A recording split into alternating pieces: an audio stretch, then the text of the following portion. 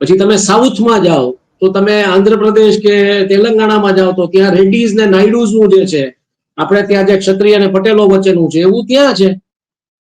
પછી તમે કર્ણાટકામાં આવો તો લિંગાયતોનું એ રીતનું વર્ચસ્વ છે, પટેલોની જેમ આપણે જ્યાં છે એ રીતના. પછી તમે કેરલામાં જાઓ તો ત્યાં એ જ વસ્તુઓ છે, ઊંચી કમ્યુનિટી નીચી કમ્યુનિટી આ બધું. ત્યાં તો હિન્દુ મુસ્લિમનું પાછું એટલું સ્ટ્રોંગ છે, જે આપણે આ બોમ્બે નામની ફિલ્મમાં જોયું હતું એક જમાનામાં, મણિરત્નમની જે ફિલ્મ આવી હતી એમાં, કે હિન્દુ યુવકને મુસ્લિમ યુવતી સાથે પ્રેમ હોય છે ને પછી એનો બાપ જઈને ત્યાં એનો મુસ્લિમ જે યુવતીનો પિતા હોય છે, ઈંટોનો ભટ્ટો હોય છે, એટલે ત્યારે આ રામ મંદિરનો મુદ્દો ચગેલો હતો, એટલે એનો બાપ જઈને ત્યાં કહે છે કે ઈંટોનો ઓર્ડર લે અને એના ઉપર જય શ્રી રામ લખ.